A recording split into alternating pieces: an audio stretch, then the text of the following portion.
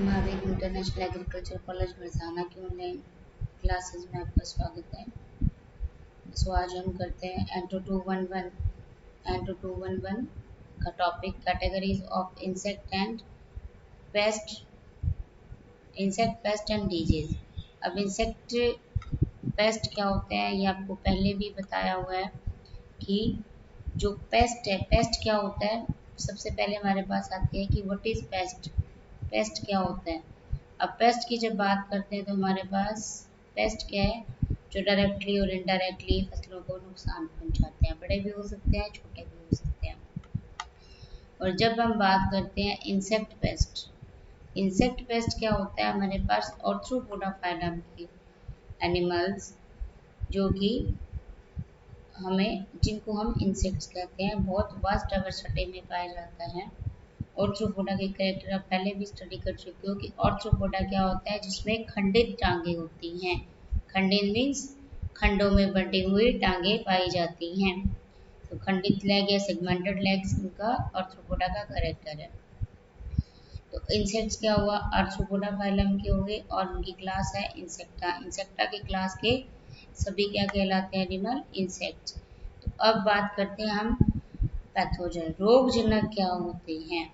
रोगजनक पौधे के रोगजनक क्या है, इसको प्लांट पैथोजन कहते हैं। पैथोजन क्या है, जो भारी अंश या भारी ऑर्गेनिज्म है जो प्लांट्स को किसी तरह डायरेक्टली और इनडायरेक्टली हार्मफुल रहते हैं या हानिकारक होते हैं या नुकसान पहुंचाते हैं।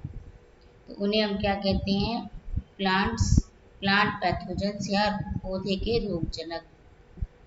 किस किस प्रकार के होते हैं, जैसे रोगजनक जो होते हैं, रोगजनक शब्द का क्या होता है कि जो पौधों को रोगग्रसित करते हैं। रोगग्रसित पौधा हम किसे कहते हैं कि जो पौधा किसी न किसी प्रकार से खराब हो चुका है, या जैसे उसकी लीव्स आप देखते हो खराब है या स्टेम खराब है, या किसी प्रकार से उस पे आने वाले जो फ्रूट्स हैं वो नहीं सही आ रहे। इस तरह के प्लांट्स को हम कहते हैं कि ये प्लांट्स को रोगजनक प्लांट्स है या इसमें किसी प्रकार की कोई कमी है।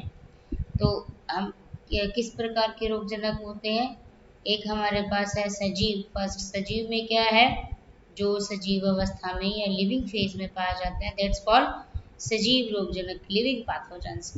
तो उसमें पहले हमारे पास क्या, फफूंद आपको पता है फंजाई क्या होती है, कि अगर आपने कभी देखा हो खाना रख दिया हो बाहर या कुछ ऐसा खाने का सामान बाहर रहा हो, या बहुत गर्मी में भी कुछ ऐसा सामान आप फ्रिज में रखो बाहर रखो, तो अगले दिन आप देखते हो कि उसके ऊपर व्हाइट या ब्लैक कलर की लेयर बनी होती है, तो वो फफूंद है। और एल्गी और फंजाई में कभी भी कंफ्यूज मत होना कि एल्गी और फंजाई, शैवाल और कवक की स्ट्रक्चर ही अलग होती है। फफूंद में आप देखना कभी गौर से, उसके ऊपर आपको इस प्रकार से पॉइंट्स दिखाई देते हैं, और अगर आप गौर से देखो तो वो जालनुमा स्ट्रक्चर दिखाई देती है। उसमें क्लोरोफिल नहीं पाया जाता, केंद्रिका पाई जाती है, और इतने सूक्ष्म प्लांट्स होते हैं। इनमें जड़ें, तना, पत्ती किसी प्रकार की ऐसी स्ट्रक्चर नहीं पाई जाती, बट क्लोरोफिल के कारण ये प्लांट्स कैटेगरी में पाया जाता है। और इसमें क्या है, प्लांट सेल की जो बेसिक करेक्टर है, सेल वॉल उपस्थित होती है। जब सेल, आपने कभी सेल पढ़ा है, तो सेल में हमारे पास एनिमल सेल और प्लांट सेल का जो मेन डिफरेंस था वो क्या था, सेल वॉल। कि एनिमल सेल में सेल वॉल नहीं पाई जाती, जबकि प्लांट सेल में सेल वॉल प्रेजेंट होती है। तो इस कारण क्या होता है, ये जो फफूंद है, ये जो कवक है, फंजाई है, ये किस कैटेगरी में आती है, प्लांट्स की कैटेगरी में आता है। तो इनके कैरेक्टर क्या होते हैं मेन, कि ये परपोषित होती है या अवशोषित। परपोषित में जो दूसरों पर डिपेंडेंट रहता है, और इनका क्या होता है, देखो इसमें भी आपको क्लियर है कि एक कोशी क्या होती है, सिंगल सेल तो होती है फंजाई, और उसमें जालनुमा स्ट्रक्चर होती है, जिसको कवक जाल भी कहते हैं।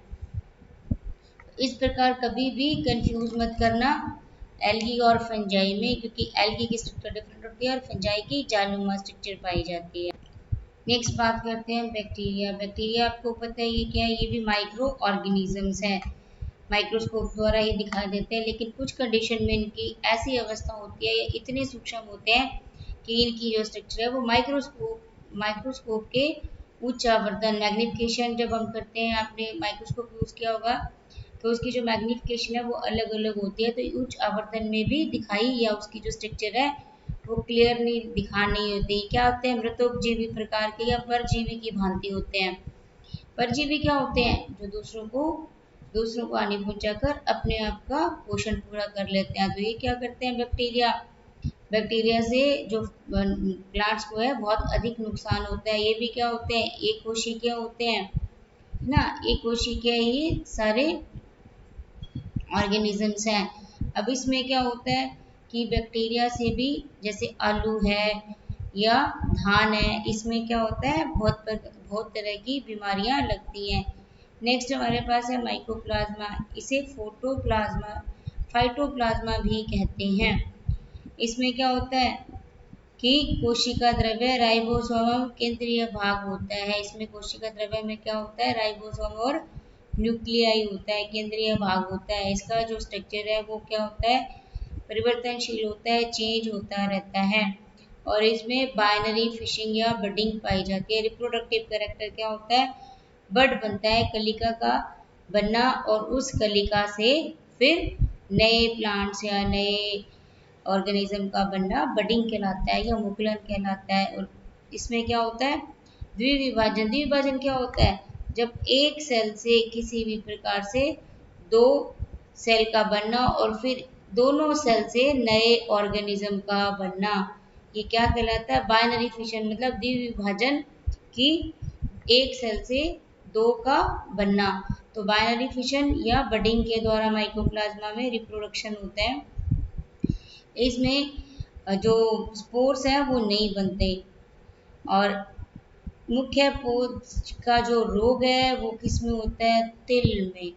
माइकोप्लाज्मा द्वारा तिल में, बैंगन में अलग अलग रोग पाए जाते हैं। ग्रासी का सूट रोग होता है जो कि माइकोप्लाज्मा द्वारा ही होता है।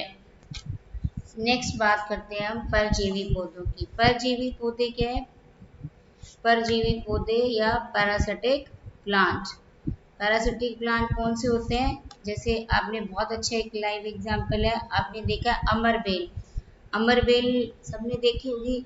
ये अमरबेल क्या होती है, पर्णरहित रहित होती है और ये दूसरे तनों पर उलझकर परपोषी की तरह अपनी लाइफ को करती है। अमरबेल सबने देखी हुई है। तो उसमें क्या होता है, धागे के मान संरचना निकलकर बड़े जो पेड़ है या बड़े प्लांट के तने से लिपट कर ये चूसकांग से चूसकांगों से ये चूषण विधि से ये अपना पोषण प्राप्त करता है। अब उसमें क्या होता है कि अमरबेल को कैसे कंट्रोल करते हैं कि एक तो अमरबेल रेत बीज का चयन करते हैं और फसल चक्र को अपनाते हैं। नेक्स्ट हम किसकी बात करते हैं कि हमारे पास नेक्स्ट आता है गोल कृमि, निमेटोड्स। निमेटोड्स को क्या करते हैं, सूत्रकृमि भी कहा जाता है। सामान्य रूप से इन्हें गोल कृमि कहते हैं, लेकिन इन्हें सूत्रकृमि भी कहते हैं। और ये क्या होता है, सभी प्रकार की जलवायु में, सभी प्रकार के जो एरिया है, सभी प्रकार के मौसम है उसमें पाए जाते हैं। ये दो प्रकार के होते हैं, एक तो होता है स्वतंत्र और एक होता है परजीवी। अब परजीवी सूत्रकृमि क्या होता है, ये ह्यूमन बींग्स और एनिमल्स और प्लांट्स को नुकसान पहुंचाते हैं। और जैसे तिलहन कौन से होते हैं, जो ऑयल क्रॉप्स होती हैं उनको, और जो हमारे दाल होती है उनको, गन्ने की फसल को, सब्जियों को, इन सबको क्या है, ये परजीवी सूत्रकृमि जो होते हैं, पैरासिटिक निमेटोड्स होते हैं, वो हानि पहुंचाते हैं। और इनकी कुछ जातियां जो क्या होती हैं, जड़ों और पौधे के भूमिगत भागों को पोषण के रूप में अपनाती हैं। मतलब जड़ों पे और भूमिगत जो भाग है उन पर पोषण प्राप्त करती हैं। और कुछ क्या करती हैं, वायवीय भागों पर। जैसे वायवीय भाग कौन से है, जैसे तना हो गया। तो इस प्रकार ये परजीवी क्या करते हैं, ऑब्लिगेट पैरासाइट होते हैं, मतलब अनिवार्य रूप से दूसरों से अपना पोषण प्रदान करते हैं।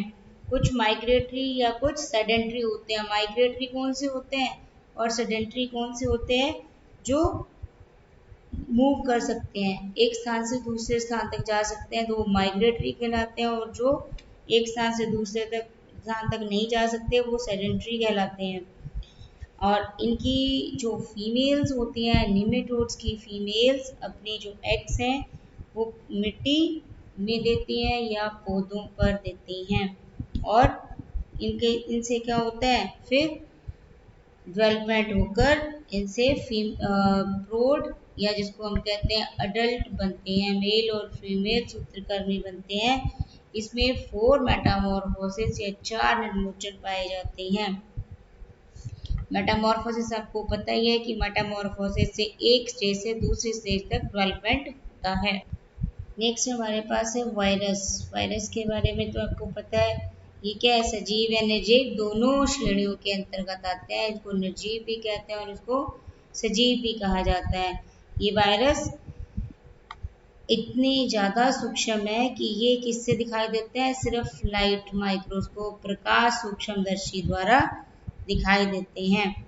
और वायरस का अर्थ क्या होता है, एक लैटिन भाषा का वर्ड होता है जिसका अर्थ होता है विष या जहर। और ये क्या होते हैं, परजीवी जीव होते हैं, पैरासिटिक ऑर्गेनिज्म होते हैं। परजीवी पहले भी बात हो चुकी है, परजीवी क्या है, जो दूसरों पर डिपेंडेंट रहते हैं या अपना न्यूट्रिशन दूसरों पर रखते हैं।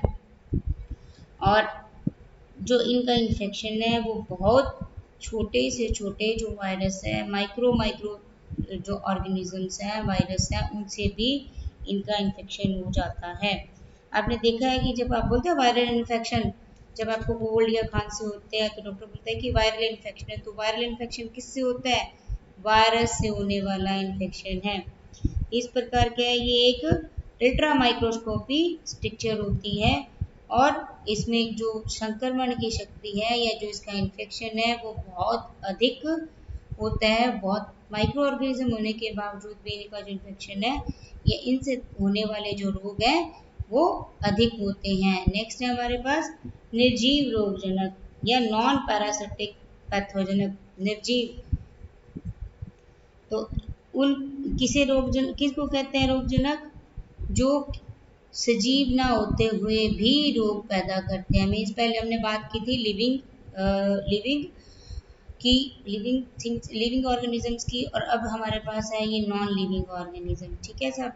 तो अब जब नॉन लिविंग की बात करते हैं तो जो ऐसे ऑर्गेनिजम्स हैं या ऐसे कारक हैं, ऐसे फैक्टर्स हैं जो सजीव ना होते हुए भी किसी कारण रोग उत्पन्न करते हैं, उन्हें निर्जीव रोगजनक कहते हैं।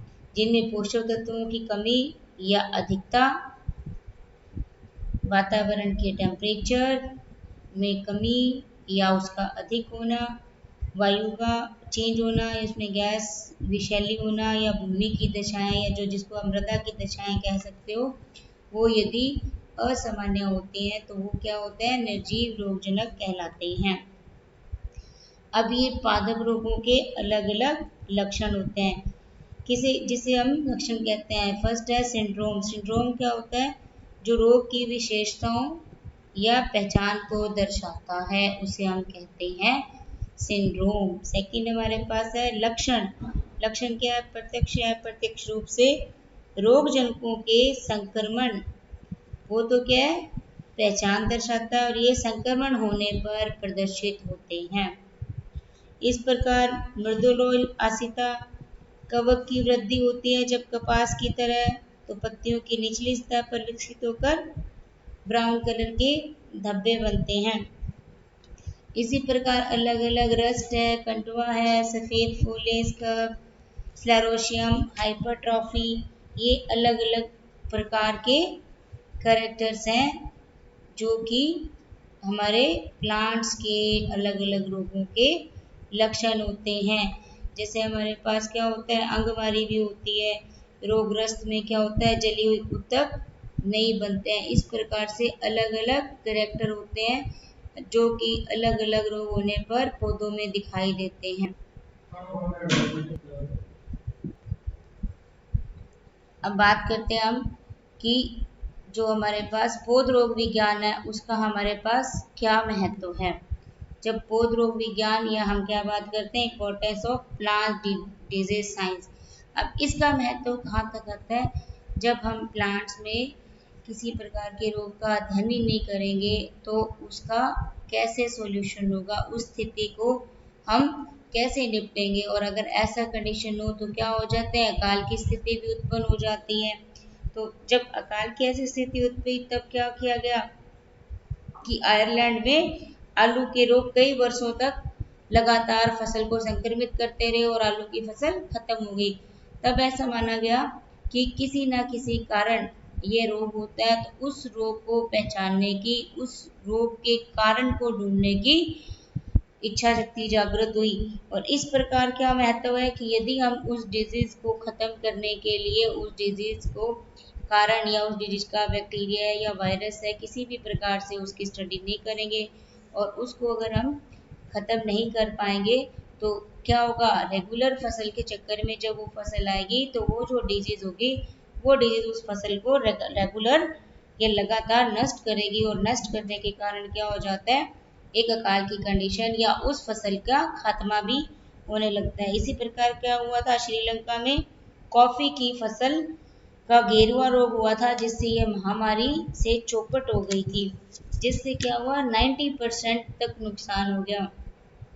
तो उससे क्या हुआ, इकोनॉमिक कंडीशन भी डिस्टर्ब हो गई, इकोनॉमिक कंडीशन भी बिगड़ गई। इसी प्रकार क्या हुआ, अंगूर का मृदुमिल रोग का प्रवेश अमेरिका से फ्रांस में हुआ। तो इस प्रकार क्या महत्व है हमारे पास कि यदि इन का स्टडी, इन रोगों की स्टडी ना की जाए या इन पैथोजेंस को नहीं डिटेक्ट करके उनको ट्रीट नहीं किया जाए तो फसल क्या हुआ, फसल का जो डैमेज होना है वो किसका रूप लेगा, एक महामारी का रूप।